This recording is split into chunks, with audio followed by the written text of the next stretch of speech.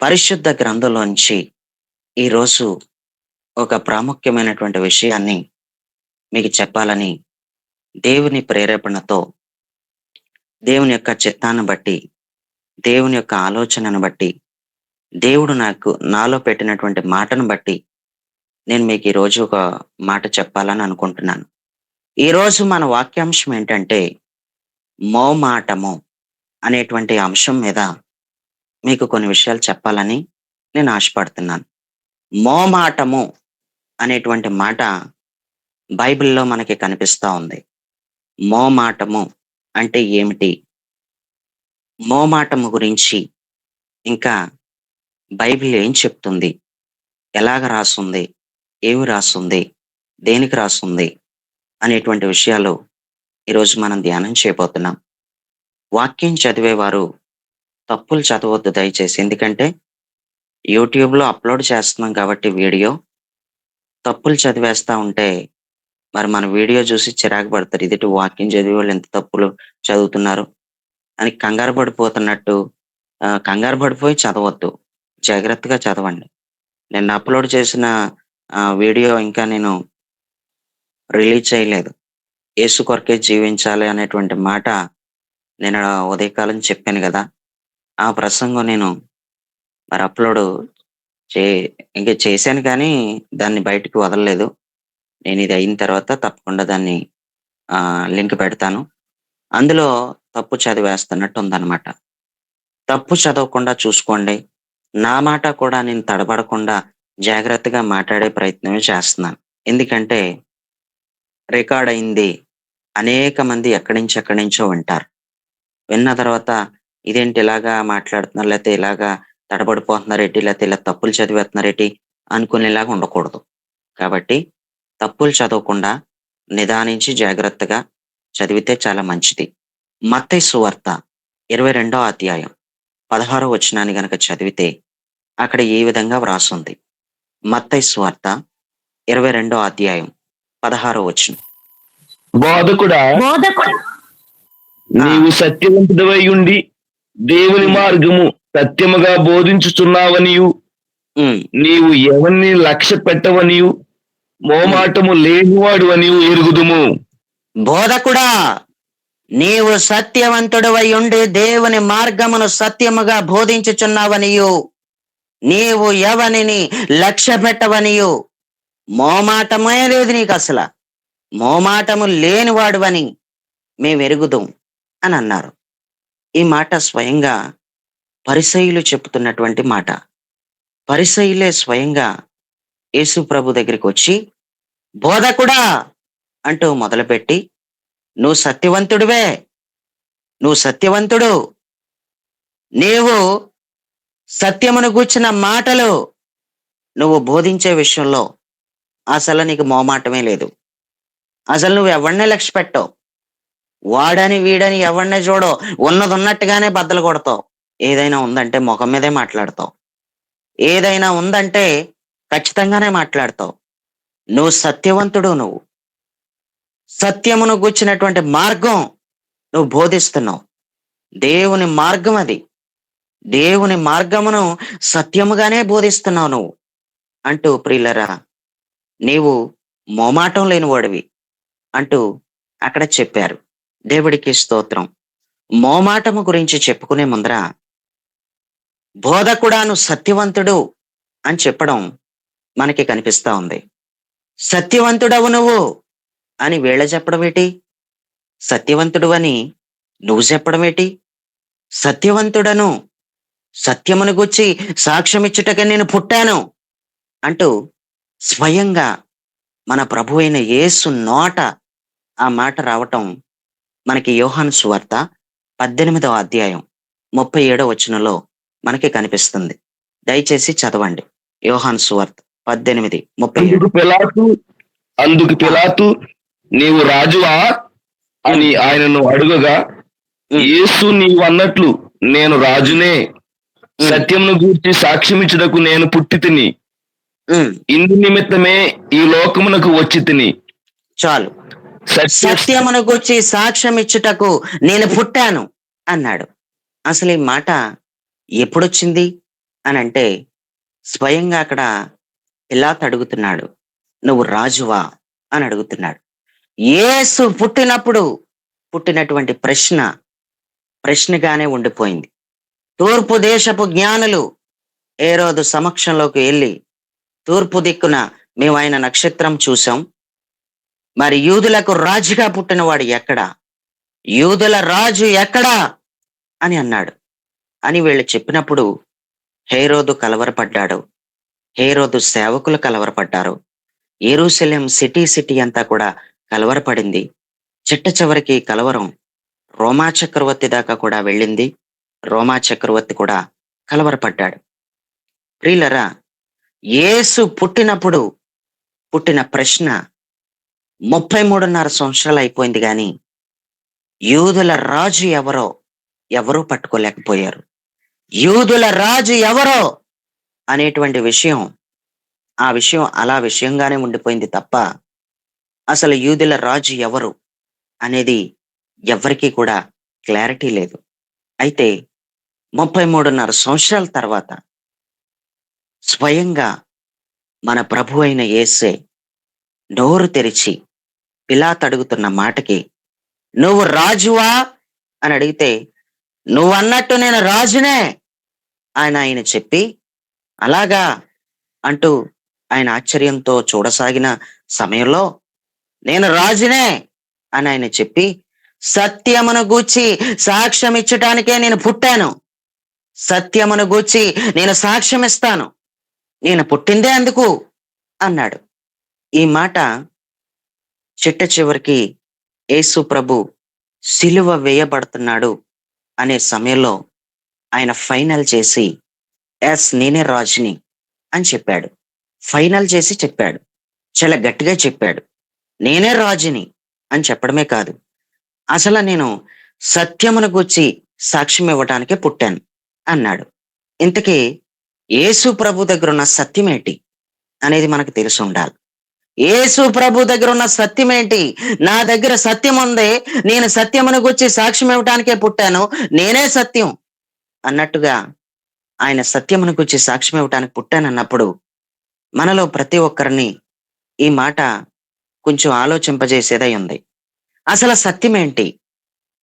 ఆయన దగ్గర ఉన్న సత్యం ఏంటో మనకు తెలిసి ఉండాలి. ఆయన దగ్గర ఉన్న సత్యం ఏంటి అంటే, చాలా మంది ఆయన వాక్యమే సత్యం అని చాలా మంది అంటారు. ఆయనే సత్యం అని చాలా మంది అంటారు. వాక్యం సత్యం, ఆయన సత్యం. నేనే సత్యమును, మార్గమును, జీవమును అని చెప్పాడు. ఆయన సత్యం, ఆయన వాక్యం సత్యం. అయితే ఆయన దగ్గర ఉన్నటువంటి సాక్ష్యం ఏంటి? ఆయన సత్యమును గురించి సాక్ష్యం ఇవ్వటం ఏంటి? ఆ సాక్ష్యం ఏంటి? ఆయన దగ్గర ఉన్న సత్యం ఏంటంటే, నశించిపోతున్న ఆత్మల తప్ప ఆయన దగ్గర ఉన్నటువంటి సత్యం మరేదీ లేదు.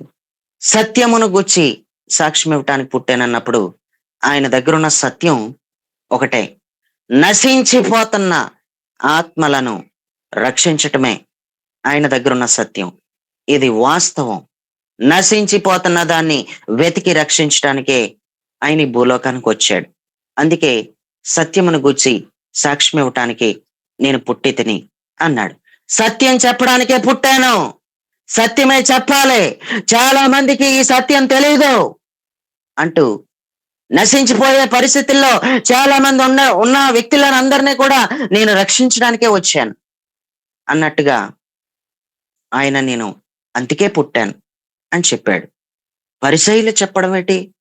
నువ్వు సత్యవంతుడు అని, దేవుని మార్గమును సత్యముగా బోధించుచున్నావని, నువ్వెవరిని లక్ష్య పెట్టని వాడువని, నువ్వు మోమాటం లేని వాడువని వాళ్ళ చెప్పడం ఏంటి? ఆయన మోమాటం లేకుండా పిలాతు దగ్గరే చెప్పాడు. ఆయన మోమాటం లేకుండా నా దగ్గర ఒక సత్యం ఉంది అని ఆయనే చెప్పుకున్నాడు. ప్రియులారా, ఈ మాటలు వింటున్నటువంటి మీలో చాలా మంది ఈరోజు వినవలసినటువంటి వర్తమానం, ఈరోజు మనలో ప్రతి ఒక్కరం కూడా యేసు క్రీస్తు ప్రభువారిలాగా మోమాట పడని వ్యక్తులాగా ఉండాలి. అసలు మోమాట పడకూడదు, అసలు రాజీ పడకూడదు, మోమాటం అస్సలు ఉండకూడదు. దేవుడికి స్తోత్రం. ఇక్కడ చాలా క్లియర్‌గా రాసుంది. మోమాటము లేనివాడవనియు మేమెరుగుదుం. ఆళ్ళకి అర్థమైపోయింది. ఏం అర్థమైపోయిందంటే, మోమాటమే ఉండదీయనకి. ప్రియులారా, కొంతమంది మోమాటం మోమాటముతో ఉన్నట్టు ఎరుగుదురు కొంతమంది. మోమాటముతో ఉండటం చాలా మంది ఎరుగుతారు. "ఏండి ఆయనేంటండి మాట్లాడడం లేదు? టీ తాగుతారా అంటే కూడా మాట్లాడేటి? ఎటు కిందకి పైకి చూసి అలా నవ్వుతాడేటి? నోరు తెరిచి మాట్లాడాడేటి?" అన్నారనుకో. "ఏండి ఆయనకు కొంచెం మొహమాటం లేండి తాగుతాడివ్వండి" అంటారు. "ఏండి ఆయన టిఫిన్ తింటావా?" అని అడిగితే, "ఏంటండి ఆయన అలా కిందకి పైకి చూస్తున్నాడు? ఏదో అలా నవ్వుతున్నాడేటి? తింటానని చెప్పడు, తిననని చెప్పడు. ఏటండి ఆ ఉద్దేశ్యం ఏటి? తలకాయ ఇలాగ ఊపుతాడు, అలాగ ఊపుతాడు, అడ్డంగా ఊపుతాడు, నిలువుగాను ఊపుతున్నాడు. ఏటండి అసలా?" అనంటే, "ఏం లేదండి. ఆయనకి మొహమాటం. టిఫిన్ పెట్టండి తింటాడు." ప్రియులారా, మోమాటం కొంతమంది వ్యక్తుల్లో మోమాటం ఉన్నట్టు మనం గుర్తిస్తాం. మోమాటం లేనట్టు కూడా గుర్తిస్తాం. అసలు అడిగి తీసుకుంటారండి ఈళ్ళు. అడిగి తీసుకుంటారంతే. నేను చేసిన పనికి నాకు రూ. 2000 కావాలి. నేను చేసిన పనికి నాకు 5000 కావాలి. అంతే. తప్పదండి. ఇదేంటండి బాబు! దగ్గరోడని పిలుచుకున్నాం ఎలక్ట్రీషియన్‌ని. దగ్గరోడని పిలుచుకుంటే అసల మొమాటం లేకుండా అడిగాడండి బాబు 5000.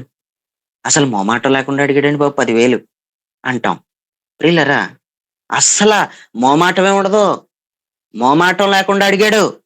మొమాటం లేకుండా అడిగింది అని మనలో ప్రతి ఒక్కరం కూడా మోమాటం లేకుండా అడిగినట్టు కూడా గుర్తిస్తున్నాం.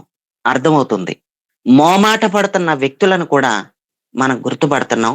ఎవరిలో మోమాటం ఉందో మనకి బాగా తెలుసు.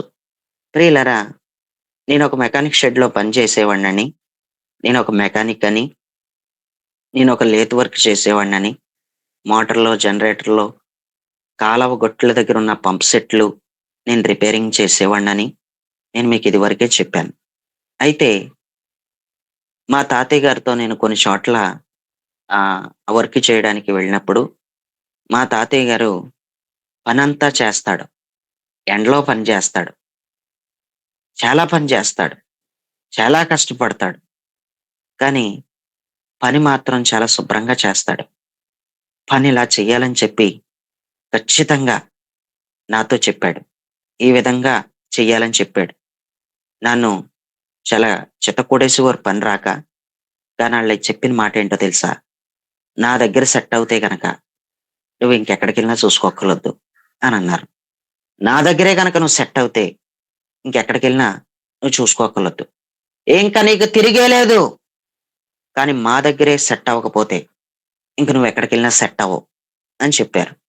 ప్రియులారా, నిజంగానే నేనంత ఖచ్చితంగా పని నేర్చుకున్నాను. వాళ్ళు నాతో చెప్పిన మాటేంటో తెలుసా?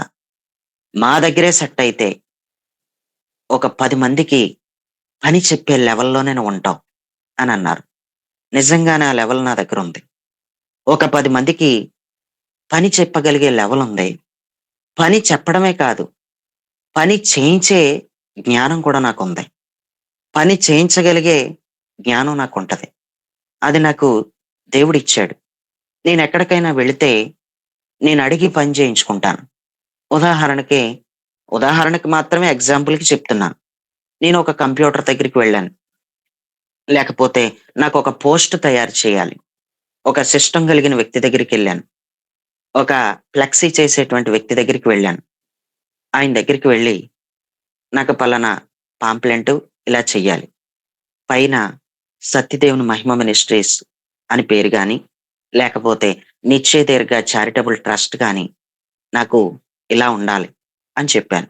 ఆ అక్షరాలకి, అక్షరాలకి గ్యాప్ పెట్టేయడమో, దూరం పెట్టేయడమో, లేకపోతే కొన్ని కొన్ని పొరపాట్లు అక్కడ జరగడమో నాకు అర్థమవుతది. వాళ్ళేమంటారంటే, "చూసుకోండి ప్రింట్ ఇచ్చేస్తాం" అనంటారు. కానీ నాకు నచ్చదది.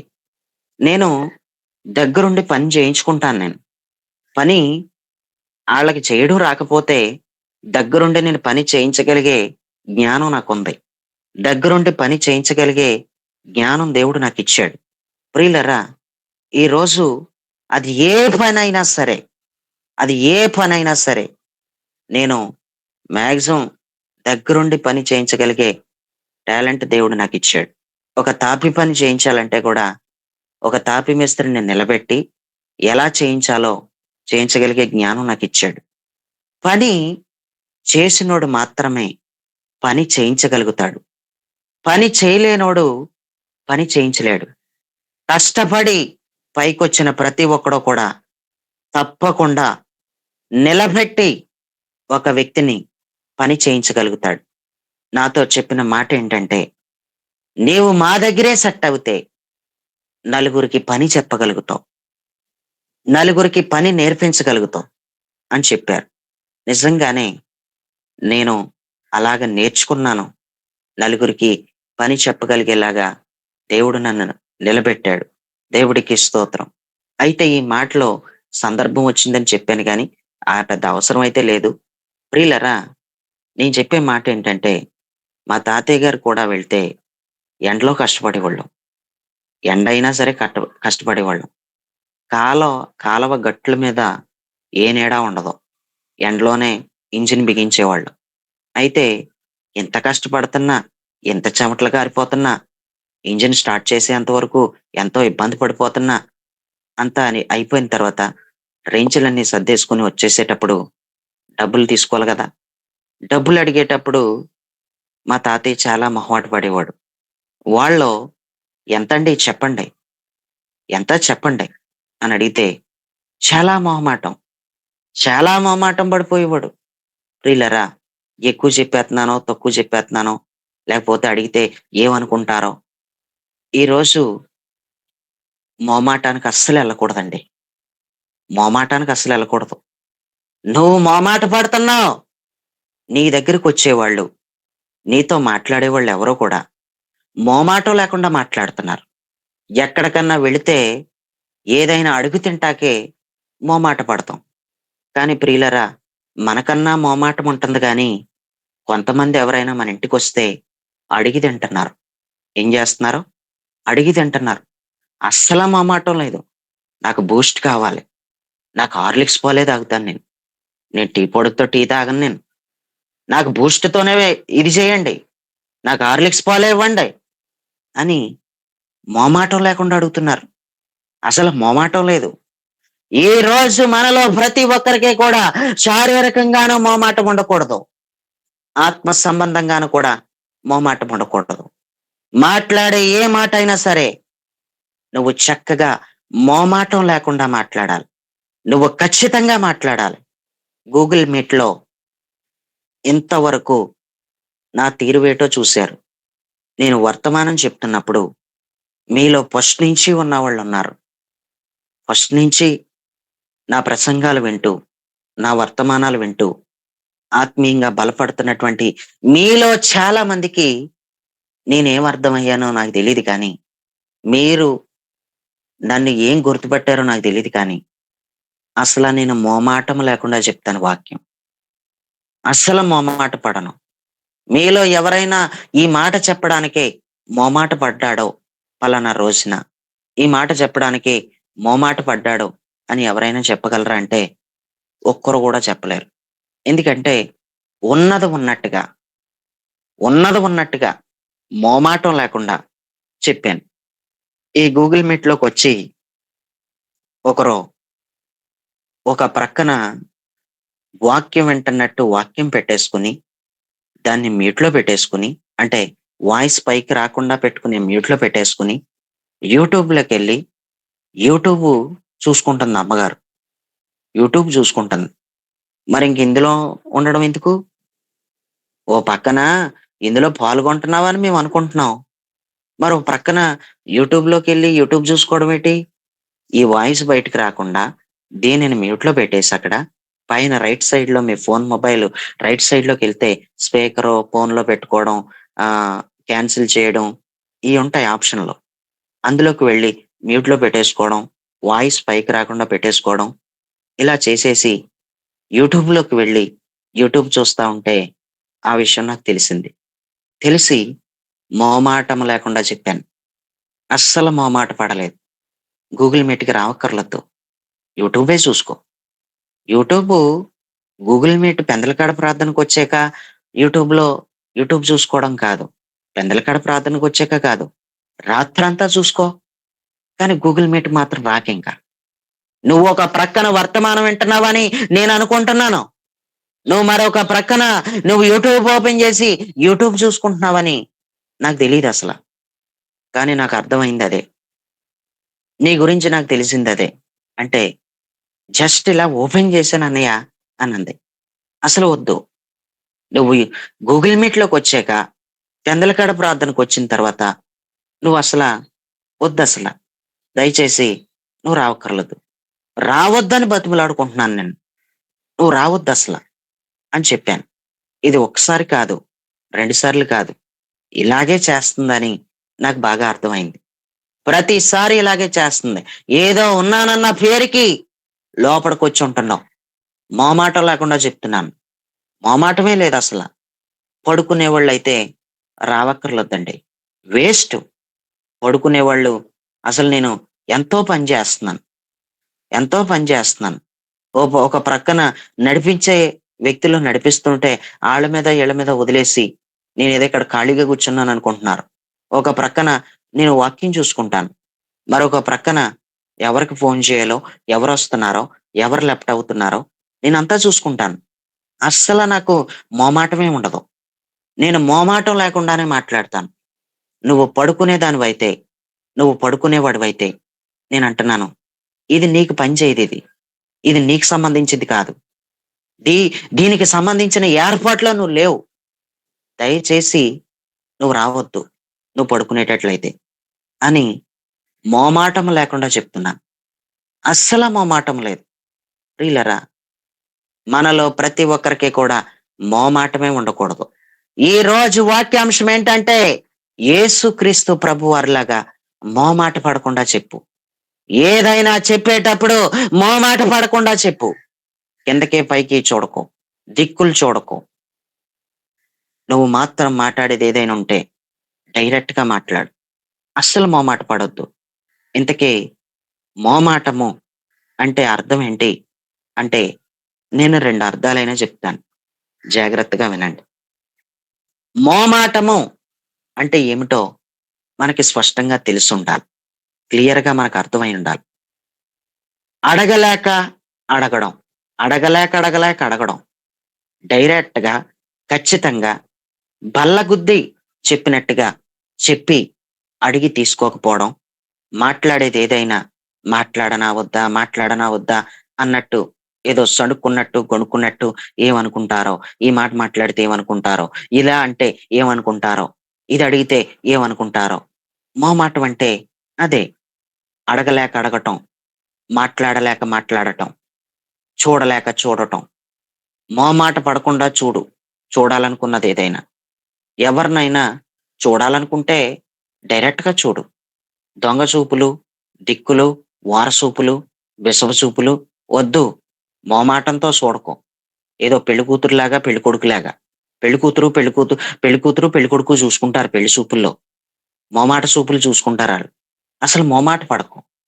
ఎవరితోనైనా మాట్లాడాలనుకుంటే తలెత్తి మాట్లాడు. మొఖంలో, కళ్ళల్లో కళ్ళు పెట్టినట్టుగా కళ్ళు పెద్దయి చేసే చూస్తూ మాట్లాడు. మొహమాట పడకుండా చూడు. మొహమాట పడకుండా మాట్లాడు. మొహమాట పడకుండా అడుగు. మొహమాట పడకుండా అడిగి తీసుకో. నీ దగ్గర ఎవ్వడో మొహమాట పడతలేదు. నువ్వు నేనే మొహమాట పడుతున్నాం. నీకు నాకే మొహమాటం ఉందే. అది శారీరకంగా కానీ, అది ఆత్మ సంబంధంగా కానీ, అది దేని సంబంధంగానైనా సరే, మొహమాట పడకుండా నువ్వు మాట్లాడి చూడు. దేవుడు నీకీరోజు చెబుతున్నదేంటంటే, మొహమాట పడకు. మొహమాట వద్దు. ఏదైనా దేవునిని గూర్చి మాట్లాడాలనుకుంటే కొండ పగలగొట్టినట్టే మాట్లాడు. ప్రియులారా, ఒక మాట చెప్తాను. ప్రజల్ని చాలా బ్రతిమలాడుకునేవాడిని. ప్రజల్ని చాలా బ్రతిమలాడుకునేవాడిని. ఎంత బ్రతిమలాడుకునేవాడినంటే నేనేమంటానంటే, నాకు ఓర్పెక్కువ, నాకు ఓపికెక్కువ. దేవుడు నాకు ఓపిక ఎక్కువ పెట్టాడు. ఓర్పు ఎక్కువ పెట్టాడు. అందుకు నేను ఆ ఓపికతోనూ, ఓర్పుతోనూ నేను ఒక ఇంటికెళ్ళినటువంటి వాడిని ఒక 100 సార్లయినా తిరుగుతాను. వాళ్ళు వినకపోయినా సరే. సువార్తకెళ్ళినప్పుడు ఎవరినైనా నేను ఎవరు జాగ్రత్తగా వింటున్నారో లేదో, నేను సువార్త చేసేటప్పుడు ఎలా చేస్తానంటే, వ్యక్తిగతంగా ఒక వ్యక్తి దగ్గర కూర్చొని సువార్త చేస్తాను. సువార్త చేసేటప్పుడు చక్కగా సంపూర్ణంగానే సువార్త చెప్తాను. నేను ఒక 10 మందికి సువార్త చెప్పినా, ఒక ఒక పూటకే ఒక పూట పట్టొచ్చు నాకు ఒక ఐదుగురికి సువార్త చెప్పడానికి. ఎందుకంటే, ఒక్కొక్కరి దగ్గరికెళ్లి కూర్చొని, వాళ్ళతో వ్యక్తిగతంగా సువార్త ప్రకటిస్తాను. ఏదో వీధిలో సైకిల్ మీద బాక్స్ కట్టుకొని, ఏదో పాట పాడుతూ వెళ్ళే సువార్త కంటే, వ్యక్తిగతంగా ఒక వ్యక్తి దగ్గర కూర్చొని మాట్లాడితే, ఆ వ్యక్తి పరిచయం అవుతారు. ఆ వ్యక్తికి మనమేటో అర్థమవుతది. అన్నీ మనకన్నీ అర్థమవుతాయి. కొన్ని సెట్ అయిపోతాయి. మన మనుషులైపోతారు. మన సంబంధులైపోతారు. మళ్ళీ రండి, మళ్ళీ ఎప్పుడొస్తారో అనంటారు. అలా అన్న వాళ్ళని నేను అస్సలు వదలను. నేను ఒక 100 సార్లయినా వెళ్తాను. కానీ వెళ్ళి ప్రియులరా, నేను వాళ్ళకి మోమాటం లేకుండానే చెప్తాను. దేవుడికి స్తోత్రం. ఇప్పుడైతే అస్సలు మొహమాటం లేదు. ఇదివరకు ఎన్ని సార్లయినా సరే బ్రతిమలాడుకునేవాడిని ఓపికతో. ఎన్నో సార్లు అమ్మా ప్రార్థనలకు రండి అని ఎన్నో సార్లు అమ్మా ప్రభు మార్గం ఇది. ఈ విధంగా ఉండాలి. ఈ విధంగా రావాలి.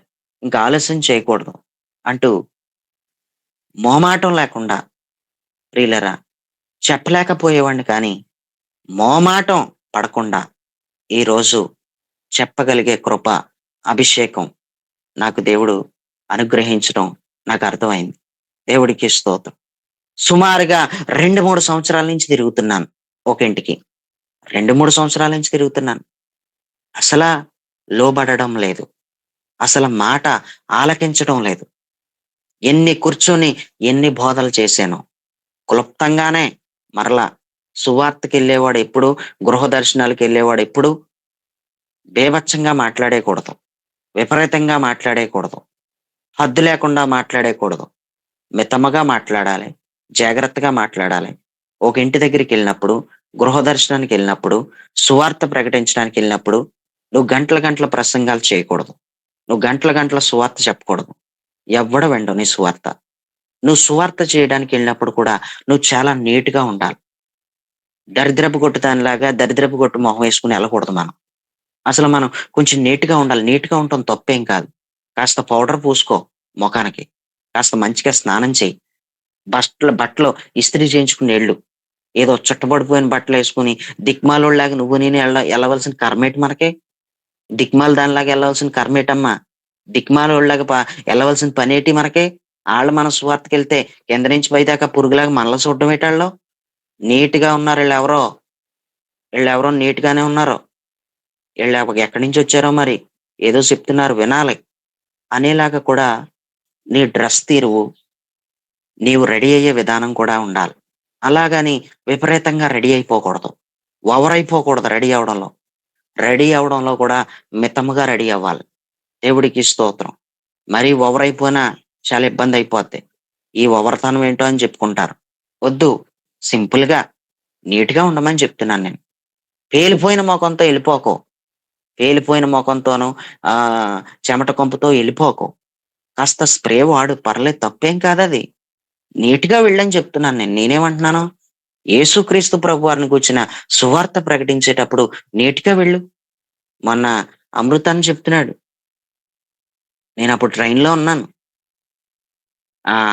జుట్టు కత్తిరించుకోవాలి. కటింగ్ చేయించుకోవాలి. నీట్‌గా ఉండాలి. అందంగా ఉండాలి.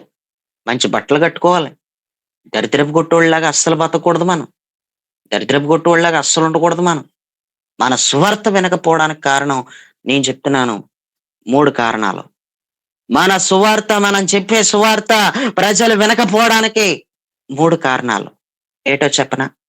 1 నువ్వు నీట్‌గా ఉండకపోవడం. నువ్వు నీట్‌గా ఉండకపోవడం. 2 నీ వస్త్రాలు సరిగ్గా ఉండకపోవడం. 3 సువార్త ఎంత ప్రకటించాలో అంతే ప్రకటించాలి. 2, 3 నిమిషాల్లో సువార్త అయిపోవాలి. 2, 3 నిమిషాల్లో చెప్పవలసిన సత్యాన్ని నువ్వు చెప్పాలి. అలా అయితేనే సువార్త ఎవరైనా ఇంటారు. నువ్వు అరగంట చెప్తాను, నేను ముప్పావు గంట సువార్త చెప్తానంటే ఏ ఒక్కడు వినడు. ఎవడు వినడు. ప్రియులరా, ఈ మాటలు వింటున్నటువంటి నీవు ఒకసారి ఆలోచించు. మనలో ప్రతి ఒక్కరం కూడా కొన్నిసార్లు సేవా పరిచర్యకు వచ్చినప్పుడు చాలా మొహమాట పడతాం. అయ్యో! ఈ మాట మాట్లాడితే ఎక్కడెళ్ళిపోతారో, ఈ మాట మాట్లాడితే మనల్ని మళ్ళా రావద్దంటారేమో అని చాలా మొహమాట పడతాం. సేవకి వచ్చినటువంటి ప్రతి సువార్థికుడికి, సేవలో తొలి అడుగులు వేస్తున్న ప్రతి వ్యక్తికి అనుభవం ఆనాడు లేదు గాని, ఇప్పుడు అనుభవం వచ్చింది. అనుభవంతో చెప్తున్నాను. ఎవ్వరి మీద జారబడినట్టు అస్సలుండకు. వచ్చేవాళ్ళు ఎలాగైనా వస్తారు. ఆయన పంపించేటప్పుడు ఎవరినైనా తీసుకొచ్చి నీ దగ్గర పడేత్తాడు. అంతే. నోరు రాసి. నువ్వు రాజీ పడొద్దు. నువ్వసల మోమాట పడకుండా చెప్పు. నిన్నటి దినాన్న 3, 4 సంవత్సరాల ప్రయాస. ఎందుకు? ప్రయాస ఎందుకు? ప్రభునందు నీ ప్రయాస వ్యర్థం గాదు, వ్యర్థం గాదు అన్నాడని ఆ మాటను పట్టుకొని 3 సంవత్సరాలు తిరిగాను. 3 సంవత్సరాలు తిరిగాను. కానీ ప్రియులరా నాకర్థమవుతుందేంటంటే, ఆత్మలో నాకర్థమైందేటంటే, ఆ యజమానురాలు మాత్రం ఆ యజమానుడిని ముందుకు రానివ్వట్లేదు. ముందుకు రానివ్వట్లేదు. ఆయనేమో మొహమాట పడుతున్నాడు రానా? వద్దా? ఇటేమో భార్య అడ్డొచ్చేత్తంది. ఓ పక్కనేమో నేను జ్ఞాపకం వచ్చేత్తన్నాను. ఈయన మాట ఇనాలా? నా భార్య మాట ఇనాలా? యెస్ అని గాని, నో అని గాని చెప్పలేకపోతున్నాడు. యెస్ అని చెప్పాడంటే, ఇక రాత్రికి అన్నం పెట్టదింక. అంత భయముందేమో మరి. చాలా మొహమాట పడుతున్నాడు. ఇలాగ గాదింకా 2, 3 సంవత్సరాల నుంచి చూస్తున్నాను ఈళ్ళ గొడవ. ఇలాగ గాదింకా అని చెప్పి మొహమాటం లేకుండా నేను చెప్పేసాను. ఏం చెప్పేసానంటే, అంకులు ఈ ఆంటీయే అడ్డు నీకు. నువ్వు ముందుకు రాకుండా. ఈ ఆంటీయే పెద్ద అడ్డు నీకు. చాలా అడ్డయిపోతుంది నీకు. ఎవడ భోంచేస్తే ఆడు కడుపే నిండుతదన్నట్టు నీ గొడవేటో నువ్వు చూసుకో అంకులు. నీ గొడవేటో నువ్వు చూసుకో. ఈవిడే పెద్ద అడ్డు. నేను చెప్తున్నాను. ఏమైనా అనుకో అమ్మా నువ్వు. ఎన్ని సంవత్సరాల నుంచి తిరుగుతున్నాను నీ దగ్గరికి? లోబడవా? అంటే నాకు టైం కావాలి. నాకు టైం కావాలి అంటంది. ఏంటయ్యో? రేపు మంద కాదు. రేపేమి సంభవించునో మీకు తెలియదు అని చెప్పాడు. రేపేం సంభవిస్తదో నీకు తెలుసా? ఇప్పుడు ఎన్ని దెబ్బలు తినేసావు అమ్మా? ఎన్ని దెబ్బలు తినేసావు? బండి మీద వెళ్తుంటే కుక్క అడ్డొచ్చి పళ్ళు సెట్ అంతా కూడా ఊడిపోయింది. రోడ్డు దెబ్బ తగిలేసి. కొత్త పళ్ళు సెట్ కట్టుకున్నావు. దేవుడికి స్తోత్రం. మరలా ఎంత పిసినారు కొట్టిదనుకుంటున్నారో? ఎంత పిసిని కొట్టిదనుకుంటున్నారో? చాలా పిసిని కొట్టింది. దేవుడికి స్తోత్రం. దేవుడి దగ్గర పిసినిగొట్టుతనం ఎలా పోసారంటే హాస్పిటల్‌కే పోయేవాల్సి ఉంటది. ఇదేంటండి బాబు ఇలా చెప్తున్నారంటే, నాకసల మొహమాటం ఉండదని చెప్పాను గదా! జరిగేదదే. పిసినుగొట్టితనం దేవుడికివ్వడానికి కనుక పిసినుగొట్టితనం చూపిచ్చావనుకో, చూసి లెక్కలేసి ఎక్కడో చోట కట్టిచ్చేత్తాడంతే బెళ్ళు. ఎక్కడో చోట కట్టిచ్చేత్తాడు బెళ్ళు. దేవుడికి స్తోత్రం. దేవుడి సొమ్మును దొంగిలించావనుకో, ఇవ్వాల్సినయి దేవుడికివ్వాల్సినయి ఇవ్వకుండా ఎనక బిగబట్టావనుకో, అంతే. దేనికో దానికి కట్టేత్తావు. రెడీ అయిపో దేనికో దానికి కట్టడానికి. దేవుడికివ్వాల్సింది దేవుడికివ్వకుండా, నువ్వు దైవికంగా బలపడుతున్న తర్వాత కూడా దేవుడికివ్వాల్సింది దేవుడికివ్వకపోతే కట్టించేత్తాను నేను. అది మాత్రం ఖచ్చితంగా జరుగుతది. అది కూడా కొంతమంది వ్యక్తుల్ని చూసి కూడా కొన్ని అనుభవాలు నేర్చుకున్నాను కాబట్టి, చూసాను కాబట్టి చెబుతున్నాను. రోడ్డు దెబ్బ తగిలేసింది. పళ్ళు సెట్టంతా ఊడిపోయింది. కొత్త సెట్ కట్టించుకుంది. తర్వాత మరలా రకరకాల సమస్యలు. అంతేకాకుండా ఆవిడ ప్రియులారా ఎంత అడ్డయిపోయిందో తెలుసా? ఎంత అడ్డయిపోయిందంటే, ఆయనేమో చర్చికి స్థలం ఇస్తానని మాట అనేసాడు నలుగురిలోను. చర్చికి ఒక స్థలం ఇస్తున్నాను మీకు అనేసాడు. ఎక్కడండి? అంకుల్ ఎక్కడిస్తున్నారు? ఎక్కడుంది స్థలం? అని అడిగితే, ఆ చివరుందండి. ఆ చివరుంది. అది నలుగురు వాటాల మీద ఉంది. అది నాకే వచ్చేలా చూసుకొని, మీకు తప్పకుండా అది దేవుడి పనికే ఇచ్చేస్తాం అని నలుగురిలో భార్య లేకపోతే నలుగురిలో అనేసాడండి మాట. నలుగురిలో మాట జస్ట్ మాట అన్నాడంతే. ప్రియులరా తర్వాత ఈ మాట గదిలోకి వెళ్ళిన తర్వాత, లోపలికెళ్ళిన తర్వాత మేమందరం బయలుదేరి వచ్చేసిన తర్వాత భార్యకి చెప్పుంటాడు ఇలా అన్నానని. అసలు నువ్వెందుకు మాట అనేసావు అలాగా? మనకు ఉపయోగపడదేటి ఆ స్థలం? నువ్వెందుకు ఇచ్చేస్తానన్నావు? మనకు పిల్లలు లేరా? మనకేమన్నా ఎక్కువైపోయినాయా ఆస్తులు? దేవుడికి ఇచ్చేస్తానంటాకే ఆలోచన పాడు లేదేటి ఇంకా? భార్యగా నేనున్నానని అడగాలని తెలియదేటి నీకు అసలా? అని చెప్పి మొత్తం మీద ఏమన్నాదో తెలీదండి. ఆ తర్వాత నుంచి ఇంకెన్ని సార్లు కనపడినా స్థలం గురించి మాట్లాడడం, స్థలం గురించి మాట్లాడట్లేదు. నాకేం అర్థమైందంటే ఇంకా ఆత్మలో కొన్నిసార్లు మనకున్న వరాలతో అవతలోళ్ళు ఏమనుకుంటున్నారో తెలిసిపోద్ది కదా! మనకిచ్చిన వరాలు అలాంటియి గదా! దేవుడి ద్వారా మనం పొందిన వరాల యొక్క పనితనమే అలాంటిది గదా! నాకర్థమైంది. ఏమందా ఏమనందంటే బెదిరించేసింది, భయపెట్టేసింది. ఇంక పాస్టర్ గారొచ్చినప్పుడు "ఆ ఊసుగట్ట తేకనుకు, ఆ ఊసుగట్ట తేక నువ్వసల" అని చెప్పుంటది. ప్రియులారా, ఆ మాట ఏదో క్యాజువల్‌గా అనేసాడో, లేపోతే మామూలుగా అనాలని అనేసాడో, ఎలా అనేసాడో అండి. దేవుడు వినేసాడండి ఆ మాట. దేవుడు వినేసాడు. నేనిలా అనుకున్నాను, నేనలా అనుకున్నానంటున్నావు. దేవుడు వినేసాడు నీ మాట. దేవుడికి చేస్తానన్నది నోరు జారిపోయి అనేసావు. చేయడం లేదు. చేయడం లేదు జాగ్రత్త. దెబ్బతింటావు. నా కళ్ళ ఎదుటే నేను చూశాను. భయంకరమైన దెబ్బలు. కానీ ఎందుకు తగులుతుందో దెబ్బ ఆళ్ళకి అర్థం అవ్వలేదు. నాకు మాత్రమే అర్థమైంది. కానీ మనం చెప్పకూడదు కదా! మనం చెప్పకూడదు కాబట్టి నేను మౌనంగానే ఉన్నాను. కానీ వాళ్ళిచ్చేది కాదు గానీ, వాళ్ళనెలాగైనా లాగాలనే చూశాను. వాళ్ళనెలాగైనా సరే ప్రభు మార్గంలోకి తీసుకురావాలనే చూశాను. ఇంటికెళ్ళిన వెంటనే కుర్చీ ఏయడం, మాట్లాడడం, నా ఎదుట కూర్చుంటం, కుటుంబం అంతా మామూలే. కానీ ఇంకా టైం కావాలి. ప్రియులారా, ఎన్నో రకాలైన ఇబ్బందులు, ఎన్నో రకాలైన ఇబ్బందులు.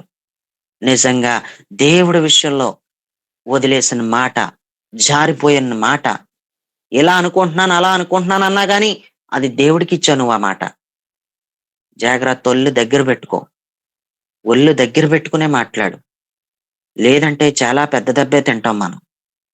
నువ్వేటి నేనేటి చాలా పెద్ద దెబ్బే తింటాం. అనుకున్నాను గాని చేయలేకపోయానంటే కుదరదు మరలా. నువ్వనేసావు. నీ నోట నుంచి ఆ మాట బయటకొచ్చింది. అంతే. నువ్వు చెయ్యాల్సిందే. నువ్వు తల తాకట్ల పెట్టైనా సరే, నువ్వు చెయ్యాల్సిందే. ఎందుకంటే జారిపోయావు. నువ్వు మాట జారిపోయావు. ప్రియులారా, ఇంత ఈ విధంగా మీకెవరో చెప్పరు బయటికెళ్తే.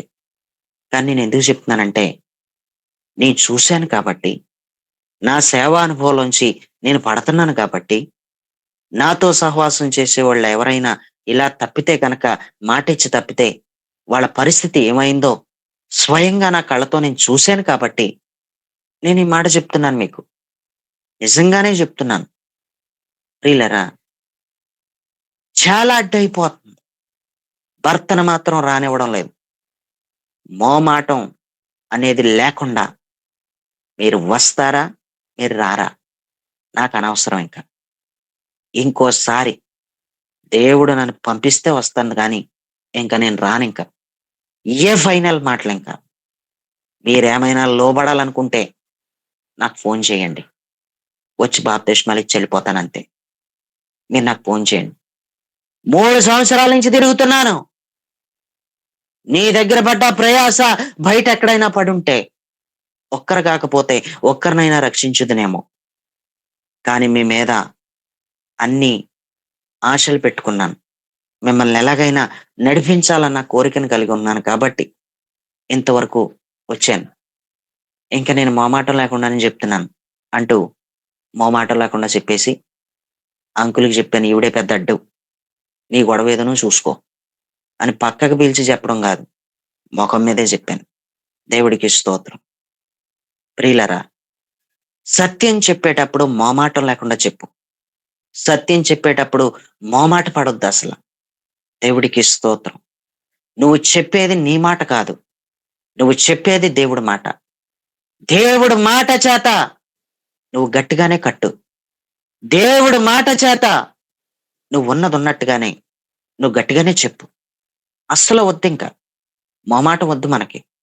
మోమాటానికి ఎవరో పోవద్దు. మోమాటానికైతే ఎవరో పోవద్దు. నీ మాట చెప్తున్నావా? నీ సొంత మాటలు చెప్తున్నావా? నీ సొంత ఉసులు చెప్తున్నావా? దేవుడి మాట చెప్పమంటున్నాను నేను. ఆ దేవుడి మాట చెప్పేటప్పుడు కూడా చాలా కరాఖండితంగా, చాలా గట్టిగా చెప్పంటున్నాను. వద్దు మోమాటం అంటున్నాను. ఆయన సత్యవంతుడంతే. ఆయన మోమాటం లేకుండా మాట్లాడేవాడంతే. మాట్లాడుతున్నాడు ఆయన. దేవుడికి స్తోత్రం. మోమాటం లేనివాడు అనే మాటకు అర్థం చెప్తాను, జాగ్రత్తగా వినండి. మోమాటము లేనివాడు అంటే దాని అర్థం పక్షపాతము చూపనివాడు అనే అర్థం ఉంది. పక్షపాతమే లేదు ఆయనకి. ఎవరి దగ్గరైనా ఒకటే. ఎవరైనా ఒకటే ఆయనకి. ఆయనకేమీ పక్షపాతం లేదు. దేవుడికి స్తోత్రం. ప్రియులరా, మోమాటము అంటే పక్షపాతము అని మీకు జ్ఞాపకం చేస్తున్నాను. పరిశుద్ధ గ్రంథంలో మనం చూస్తే కనుక పక్షపాతం అంటే కూడా ఏంటో మనకు బాగా తెలిసి ఉండాలి. ఇప్పుడు పక్షపాతం అంటే ఏంటి అనేది మనకు బాగా అర్థమై ఉండాలి. పక్షపాతము అంటే ఒకరి దగ్గర మాట్లాడగలిగి మరొకరి దగ్గర మాట్లాడకపోవడం పక్షపాతం. ఒకరి దగ్గరేమో మాట్లాడుతున్నావు, మరొక దగ్గర పక్షపాతం చూపుతున్నావు. ఒకరికేమో పెడుతున్నావు, మరొకరి దగ్గర పెట్టట్లేదు. ఒకరికేమో మంచి చెప్తున్నావు, మరొకరికేమో చెడ్డ చెప్తున్నావు. అందరికీ మంచి చెప్పొచ్చు కదా, ఎందుకు పక్షపాతం చూపుతున్నావు? మోమాటం అంటే పక్షపాతం. అది మంచి అయినా చెడ్డైనా, అది ఏదైనా మోమాటమే ఉండకూడదు. పక్షపాతం చూపడం లేదు. నీకైనా ఆయన మాట ఒకటే మాట, నాకైనా ఆయన మాట ఒకటే మాట. చాలా గట్టిగా చెప్పేది నీకు నాకు ఒకటే మాట. సత్యం చెప్తున్నాడు ఆయన. ఆయన మాట సత్యం. దేవుడికి స్తోత్రం. సత్యవంతుడైన వాడు మోమాటం లేనివాడు. నాకొక మాట, నాకొకలాగా, నీకొకలాగా లేదక్కడ. అందరికీ ఒకేలాగే కరాఖండితంగా గట్టిగానే, పక్షపాతం చూపడం లేదు అసలు. అంత గట్టిగా చెప్తున్నాడు. ఇంకా పక్షపాతం అంటే ఏంటో చెప్పనా? సమదృష్టి లేకపోవడం. సమదృష్టి లేకపోవడం పక్షపాతం. పక్షపాతం చూపడం అంటారు. సమదృష్టి అంటే సమానంగా చూడకపోవడం. సమానంగా చూడడం లేదు. ఎవరికైనా సరే గట్టిగా మాట్లాడితే న్యాయమే మాట్లాడు, న్యాయమే మాట్లాడు. ఒకళ్ళకి ఒకలాగా, ఒకళ్ళకి ఓనాయం, ఒకళ్ళకి ఓనాయం చెప్పుకో. మోమాటం లేకుండా చెప్పు. పక్షపాతం చూపకుండా గట్టిగానే చెప్పు. ఒకళ్ళకొకలాగా, ఒకళ్ళకొకలాగా వద్దు. ప్రియులరా, మనం గనక యాకోబు రాసిన పత్రిక 2వ అధ్యాయం 1వ వచనాన్ని ఒకసారి చదువుదాం. యాకోబు రాసిన పత్రిక 2వ అధ్యాయం 1వ వచనం చదవాలి ఎవరైనా. నా సహోదరులారా, నా సహోదరులారా, మహిమా ఆ. స్వరూపియగు ఉమ్, మహిమా స్వరూపియగు మన ప్రభువైన యేసుక్రీస్తును గూర్చిన విశ్వాస విషయంలో మోమాటము గలవారమై ఉండకుడి. విశ్వాస విషయంలో మోమాటము గలవారై ఉండకండే. విశ్వాసము విషయంలో మోమాటమే వద్దు మీకు అన్నాడు. ప్రభునందు విశ్వాసం ఉంచినటువంటి మీరు వద్దు, మోమాట వద్దు. ఉన్నది ఉన్నట్టుగా కుండ పగలగొట్టినట్టే చెప్పు. ఉంటారో ఊడిపోతారో, రాలిపోతారో, ఏమైపోతారో అయిపోతారో మనకు అనవసరం. చెప్పకపోతే మాత్రం మోమాటం లేకుండా శిక్ష వస్తుంది. చెప్పకపోతే మాత్రం మోమాటమే లేదు, లెక్క అడుగుతాడు, వదిలేస్తాడు అనుకుంటున్నావేమో. ఈ భూమి మీద ఎంతమందిగా బ్రతుకుతున్న మనందరికీ పరిశుద్ధ గ్రంథం ఇచ్చిన దేవుడు మోమాటం లేకుండానే చెప్పాడు. ఏది చెప్పినా పరిశుద్ధ గ్రంథంలో ఆయన మాట మోమాటం లేకుండా మనతో నేరుగా మాట్లాడుతుంది. నువ్వు మోమాట పడుతూ నువ్వేదైనా చేద్దాం అనుకుంటున్నావేమో. నువ్వు మోమాట పడుతూ వెనక్కి తగ్గిపోతున్నావేమో. మోమాట పడకుండా లెక్క అడుగుతాడు, మరి చూసుకో. అస్సలు మోమాటమే లేదు ఆయనకి. విశ్వాస విషయంలో ఆయన యందు విశ్వాసం ఉంచిన దాను కాబట్టి, ఆయన యందు విశ్వాసం ఉంచినోడు కాబట్టి వద్దు, అసలు మోమాటమే వద్దు. ప్రియులరా, యేసుక్రీస్తు మీద నమ్మకం విషయంలో పక్షపాతం లేకుండా ఉండాలట. ప్రభువు మీద విశ్వాసం ఉంచిన మనకు అసలు మోమాటమే ఉండకూడదని దాని అర్థం. లేవియాకాండం 24:22, లేవియాకాండం 24:22 చదివితే ఇలా మీరు రాసుంది. పక్షపాతము లేక ఆ మీరు పక్షపాతము లేక తీర్పు తీర్చవలెను. చాలు, మీరు పక్షపాతము లేక తీర్పు తీర్చవలెను అన్నాడు. పక్షపాతము దగ్గర మోమాటము అని పెట్టుకోవచ్చు. ఎందుకంటే మోమాటము అనేటువంటి ప్లేస్ లో వేరే గ్రంథాలు తిరిగేసి చూస్తే పక్షపాతము అనే మాట వచ్చింది. పక్షపాతము అన్న మాట దగ్గర మోమాటము అన్న మాట వచ్చింది. మీరు మోమాటము లేక తీర్పు తీర్చవలెను అనే మాట వస్తుంది అక్కడ. మీరు పక్షపాతము లేక తీర్పు తీర్చవలెను అంటే మీరు మోమాటము లేక తీర్పు తీర్చండి. మీరు ఏదైనా చెప్పాలనుకుంటే డైరెక్ట్ గా మోమాట పడొద్దు అన్నాడు. ద్వితీయోపదేశకాండం 16:19, ద్వితీయోపదేశకాండం 16:19 చదవాలి. నీవు న్యాయము తప్పి తీర్పు తీర్చకూడదు, పక్షపాతము చేయకూడదు, లంచము చాలు, నీవు న్యాయము తప్పి తీర్పు తీర్చకూడదు. నువ్వు న్యాయము తప్పి తీర్పు తీరుస్తున్నావంటే నీది పక్షపాతం, నీది మోమాటం అని చెప్పడానికి నో డౌట్. ఇంకా ఏదో మోమాటం ఉండబట్టే నువ్వు న్యాయం తప్పి తీర్పు తీరుస్తున్నావు. పక్షపాతం చేయకూడదు, మోమాటం చూపకూడదు, మోమాటంతో బ్రతకకూడదు. యోబు గ్రంథం 13:10, యోబు గ్రంథం 13:10, యోబు గ్రంథం 13:10. మీరు రహస్యంగా పక్షపాతము చూపిన ఎడల నిశ్చయముగా ఆయన మిమ్మును గద్దించును. రహస్యంగా కూడా మోమాటం ఉండకూడదు, బహిరంగంగా మోమాటం కాదు, రహస్యంగా కూడా పక్షపాతం ఉండకూడదు. పక్షపాతం అంటే చెప్పాను కదా, గుర్తుపెట్టుకోండి, మోమాటం. రహస్యంగా కూడా పక్షపాతం ఉండకూడదు, రహస్యంగా కూడా మోమాటం ఉండకూడదు. అలా పక్షపాతం చూపిన మోమాటం కలిగి ఉన్న నిశ్చయముగా ఆయన మిమ్మల్ని గద్దిస్తాడు అంటూ రాశాడు. సామెతల గ్రంథం 28:21 ఏం చెప్పాడో చదువుదాం. సామెతలు 28:21. పక్షపాతము చూపుట మంచిది కాదు. చాలు, మనం అనుకున్న పాయింట్ వచ్చింది కాబట్టి సరిపోతుంది. మనం ఇంకెక్కువ చదవద్దు, టైం లేదు. పక్షపాతం చూపటం మంచిది కాదు, మోమాటంతో ఉండడం మంచిది కాదు అంటున్నాను నేను. పక్షపాతం అన్న ప్లేస్ లో మోమాటం అని పెట్టుకోవచ్చు. అసలు మోమాటం ఉంటే అసలు మంచిది కాదు నేను చెప్తున్నాను. మోమాటానికి వెళ్ళొద్దు ప్రియులరా. నీ బైక్ అడిగాడు ఎవడో, నీ బైక్ అడిగాడు, తెలిసినోడే అడిగాడు, వాడు పాడు చేసేస్తాడని నీకు తెలుసు, కానీ దగ్గరోడు ఎవనరా నేనెవనో అని చెప్పలేకపోతున్నావు. ముఖం మీద చెప్పలేకపోతున్నావు.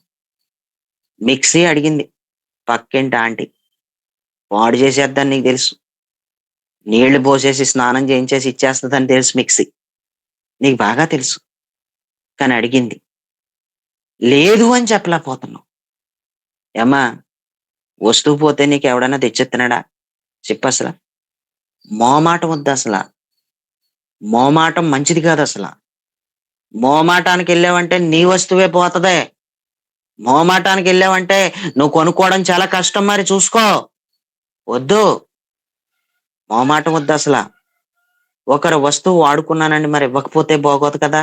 నాకు లేనప్పుడు వాళ్ళు ఇచ్చారు కదా, ఇచ్చారు కరెక్టే. మిక్సీ నీకు ఇచ్చారు, మిక్సీ లేదు నీకు మిక్సీ ఇచ్చారు. నువ్వు ఇప్పుడు మిక్సీ ఇస్తే మాత్రం దాన్ని స్నానం చేయించేస్తారు నీకు. అయితే మరి అది ఎరిగినప్పుడు ఏం చేయాలి?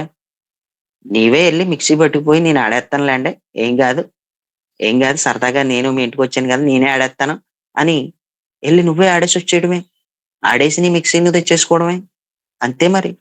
ఇంక అంతకుమించి ఆప్షన్ ఏమీ లేదు. నువ్వు గనక వదిలేసావంటే వాళ్ళు పాడు చేస్తారని నీకు తెలుసు. వాళ్ళ వస్తువును వాడుకున్నావు కరెక్టే. నువ్వు వాడుకున్నావు కానీ నువ్వు జాగ్రత్త అయిందాను. నువ్వు జాగ్రత్త అయినోడు. ఆళ్ళకి జాగ్రత్తలుండవు మరి. జాగ్రత్తలు లేనోళ్ళకి నువ్వు ఆళ్ళ వస్తువు వాడుకున్నా సరే, మొహమాటం లేకుండానే చెప్పేసుకోవడం మంచిది. మొహమాటం లేకుండా మనం చెప్పేసుకోవాలి. దేవుడికి స్తోత్రం. ఎఫెసీ పత్రిక 6:9 చదవక్కర్లేదు. ఆయనకు పక్షపాతం లేదు అని రాసుంది. ఆయనకసల పక్షపాతమే లేదు. దేవుడికేమి లేదంట? మోమాటం లేదని అక్కడ కూడా అర్థమవుతుంది. పక్షపాతం లేదు అని అక్కడ కూడా అర్థమవుతుంది. ప్రియులరా, మ్యూట్‌లో ఉండండి. ఎవరో మ్యూట్‌లోంచి బయటకొచ్చారు. తిమోతికి రాసిన మొదటి పత్రిక 5:21లో ఏం చెప్పాడంటే, విరోధి విరోధ బుద్ధితోనైనను పక్షపాతముతోనైనను ఏమీ చేయక అన్నాడు. విరోధ బుద్ధితోనైనానంట, పక్షపాతంతోనైనను ఏమీ చెయ్యొద్దు. విరోధమైన బుద్ధి ఉండకూడదు.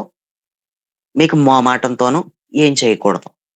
2 పనుల గురించి మాట్లాడుతున్నట్టు అర్థమవుతుంది అక్కడ. విరోధ భావంతో ఏది చేయొద్దు. విరోధకరమైన బుద్ధితో ఏది చెయ్యొద్దు. అదొకటి. రెండోది, మీరు పక్షపాతంతో కూడా ఏం చెయ్యొద్దు. మోమాటంతో ఏం చేయకండి. మోమాట పడకండి. వద్దు. మోమాట పడకండి. తిని బాధపడాలి. ఏసేశారు. ఓ పెట్టేశారు. వద్దు, మోమాట పడకో. తీసేయని చెప్పు. ఖచ్చితంగా చెప్పు. అండ్ ఈ మధ్యలో నేను వదిలేస్తే బాధపడతారు. నేను ఇంత తిని బాధపడాలి. తీసేయండి. ఏదో పెట్టారు కదా అని తినేసి వచ్చేద్దాం అనుకుంటే దారిలోనే పడిపోతావు. జాగ్రత్త. మనకు మోమాటం వద్దు. నువ్వు మోమాటంతో ఏదీ చేయకు అని చెప్తున్నాడు. పేతురు గారు తను రాసిన మొదటి పత్రిక 1వ అధ్యాయం 17వ వచనంలో ఇలా చెప్పాడు. పక్షపాతము లేకుండా క్రియలను బట్టి ప్రతి వానిని తీర్పు తీర్చువాడు తండ్రి అని మీరు ఆయనకు ప్రార్థన చేయుచున్నారు గనక మీరు పరదేశులై ఉన్నంత కాలము భయముతో గడుపుడి అని చెప్పాడు. మీరు భయంతోనే బ్రతకండి. ఎందుకంటే పక్షపాతము లేకుండా క్రియలను బట్టి ప్రతి వానికి తీర్పు తీరుస్తున్నాడు. మోమాటం లేకుండా తీర్పు తీరుస్తున్నాడు దేవుడు. అందుకు భూమి మీద భయంతో బ్రతకండి అన్నాడు. అంతేకాకుండా ఇంకా టైం అవుతుంది కాబట్టి నేను ముందుకు వెళ్తున్నాను. ఇంకొక 2 రెఫరెన్సులు చూపించి నేను ముగించేస్తాను. 2వ దినవృత్తాంతాలు 19:7లో ఇలా రాసుంది. 2వ దినవృత్తాంతాలు 19:7లో ఆయన పక్షపాతి కాడు, లంచం పుచ్చుకొని వాడు కాదు. ఒకళ్ళ దగ్గర లంచం పుచ్చుకోకుండా ఒకళ్ళ దగ్గర లంచం పుచ్చుకుంటాడా దేవుడు? ఎవరి దగ్గర కూడా లంచం పుచ్చుకోడు ఆయన. ఆయనకి ప్రియులరా పక్షపాతం లేదు అసలు. ఆయన పక్షపాతి కాడు. ఆయనకి మోమాటం ఏమీ లేదు. ఒకటే మోమాటం లేకుండా చెప్తాడు. నాకు లంచం వద్దంతే. నాకు లంచమే వద్దు. మోమాటం లేకుండా చెప్తున్నాను. నీ దగ్గర తీసుకుని ఇంకొకరి దగ్గర తీసుకోలేదు అనుకుంటున్నావేమో. ఎవరి దగ్గర తీసుకోను నేను. మోమాటం లేకుండా చెప్తున్నాను ఈ మాట అంటూ ఆయన పక్షపాతి కాడు, లంచం పుచ్చుకొనడు అంటూ రాసుంది. అపోస్తుల కార్యాలు 10వ అధ్యాయం 34వ వచనంలో పేతురు గారు ఈ మాట చెప్పాడు. ఏమని చెప్పాడంటే, దేవుడు పక్షపాతి కాడని నిజముగా గ్రహించి ఉన్నాను అన్నాడు. దేవుడు పక్షపాతి కాడు. దేవుడికి మోమాటం లేదు. దేవుడు మోమాటం లేనివాడు అని నేను నిజంగా గ్రహించాను అన్నట్టుగా ఆ మాట మనకు అర్థమవుతుంది. దేవుడికి స్తోత్రం. మోమాటం లేకుండా చెప్పాడు. నీకు మోమాటం ఉందేమో అన్య జనులతో కలవడానికి, అన్య జనుడైన కొర్నేలు దగ్గరికి వెళ్ళడానికి నీకు మోమాటం ఉందేమో. కానీ నాకు మోమాటం లేకుండా చెప్తున్నాను, నేను అందరికీ ప్రభునే. ఆయన కూడా నాకు కావాలి. ఆయన ఇంటి వారు నాకు కావాలి. ఆయన ఇంటికి వచ్చే వ్యక్తులు నాకు కావాలి. కాబట్టి నాకేం మోమాటం లేదు. నీకెందుకు మోమాటం? కొర్నేలు ఇంటికి వెళ్ళు అంటూ మోమాటం లేకుండా చెప్పాడు. మోమాటం లేకుండా దర్శనం చూపించాడు. ఈరోజు ఇన్ని మాటలన్నా నీవు ఆయన మోమాటం లేనివాడు అని మనకు అర్థమవుతుంది. శారీరకంగా కానీ ఆత్మీయంగా కానీ ఎక్కడ మనలో మోమాటం ఉండకూడదు. మోమాటం అంటే ఏంటో మీకు చెప్పాను. ప్రియులరా, ఈ మాటలు విన్నటువంటి మీరు ఎవరినైనా సరే బ్రతిమలాడడం అనేది వదిలేండి. సేవకు వచ్చిన సేవకులు ఎవరైనా, సువార్తకులు ఎవరైనా వద్దు, ఇంకా బ్రతిమలాడే రోజులు పోనీ అమ్మా. బ్రతిమలాడకో. బ్రతిమలాడే రోజులు పోని. ఖచ్చితంగా చెప్పు ముఖం మీద. ముఖం మీదే చెప్పు, ఖచ్చితంగా చెప్పు. చెప్పవలసిన విధంగానే చెప్పు. ఇలాగన్నానని దారుణంగా చెప్పుకోగాక ఎళ్లి. గొడవ అన్నట్టు చెప్పుకోగాక సువార్త. జాగ్రత్తగా చెప్పు అంటున్నాను. మొహమాటం లేకుండా చెప్పు అంటున్నాను. ఖచ్చితంగా చెప్పంతే. ఖచ్చితంగా చెప్పు. ఆయన మరణం గురించి ఖచ్చితంగా చెప్పు.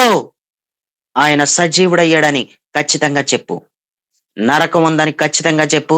అగ్నిగుండం ఉందని ఖచ్చితంగా చెప్పు. రేపు నీది కాదు అని చెప్పు. మరణం గురించి చెప్పు. రేపు ఏమవుతుందో నీకు తెలియదని చెప్పు. నీకేమీ తెలియదు అని ఖచ్చితంగా చెప్పు. మరణమును గూర్చిన ప్రస్తావన ఎందుకు తీసుకొస్తున్నారు ఉదయకాలమే?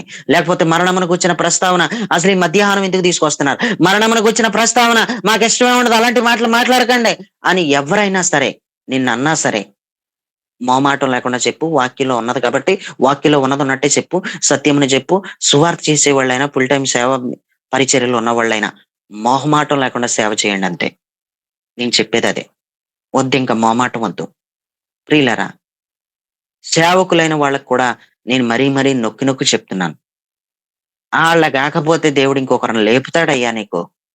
ఆళ్ళ గాకపోతే ఇంకొకరిని లేపుతాడు. గట్టిగా మొహమాటం లేకుండా చెప్తే వచ్చే కానుకలు ఆగిపోతాయేమో, వచ్చే దశమ భాగాలు ఆగిపోతాయేమో. మనకొద్దు. వాళ్ళిచ్చేదెంత? వాళ్ళిచ్చేదెంత చెప్పు? వాళ్ళిచ్చే దాంతోనే బ్రతికిపోతున్నామా వరమంతానే? వాళ్ళిచ్చే దాంతోనే బ్రతికిపోతున్నామా మనం? అంటే వాళ్ళు పెడుతుంటేనే మనం బ్రతికిపోతున్నామా? ప్రియులరా, దేవుడు నీకు పెడుతున్నాడది. వాళ్ళ కాకపోతే ఇంకొక చోట నుంచి నీకు సహాయం వత్తది. కానీ నువ్వు మాత్రం ఆయన మొహమాటం లేకుండా మనుషులెవ్వరిని లక్ష్య పెట్టట్లేదు. చెప్పేటప్పుడు సత్యం చెప్పేటప్పుడు ఎవడిని లక్ష్య పెట్టక్కర్లొద్దు. వాడెంత పెద్దోడైనా సరే. మోహ మోమాటం లేకుండా చెప్పండంతే. దేవుడికి స్తోత్రం. మోమాటం లేకుండా చెప్పండంతే. ఇది చెప్తే సంఘానికి దూరం అయిపోతేమో. ఇది మాట్లాడితే బాగోదేమో. మరి అందరూ నీ ఎడల అలాగనుకుంటున్నారా? అనుకోవట్లేదు గదా! ప్రియులారా, పక్షపాతం వద్దు. ఎవరికో ఒక్కొక్కరికి చెప్తున్నావు మొహమాటం లేకుండా. ఎవరో ఒక్కొక్కరికి చెప్తున్నావు. అందరికి ఎందుకు చెప్పలేకపోతున్నావు? ఒకరికి చెప్పి ఒకరికి ఎందుకు చెప్పలేకపోతున్నావు? అంటే పక్షపాతమే గదా! అంటే మొహమాటమే కదా నీది. మొహమాటమే గదా! పక్షవాతమైనా ఉండొచ్చు గానీ, పక్షపాతం ఉండకూడదు. పక్షవాతం నిన్నేమి నరకానికి తీసుకెళ్ళదు. పక్షపాతము మాత్రం నరకానికి తీసుకెళ్తది. జాగ్రత్త. నీలో పక్షపాతము మాత్రం ఉండకూడదు. పక్షవాతం వచ్చేసినా పర్లేదు. నేనంటాను. పక్షవాతం వచ్చేసినా పర్లేదు. పక్షపాతం రాకుండా చూసుకో. దేవుడికి స్తోత్రం. కాబట్టి మొహమాటం లేకుండా ఆయన ఎలా అయితే మాట్లాడాడో, మొహమాటం లేకుండా ఖచ్చితంగా చెప్పగలిగితే దేవుడు నీకు సహాయకుడు. ఆయన నీకు ద్వారం తెరుస్తాడు. ఆయన నీకు మేలు చేస్తాడు. మొహమాటం లేకుండా మాట్లాడుతుంటే చెడ్డయిపోతున్నామండి. అందరూ పగబట్టేశారు మమ్మల్ని. ఉన్న మాట మాట్లాడితే ఊరికి దూరం అన్నట్టు, కుండ పగలగొట్టినట్టు మాట్లాడతాం.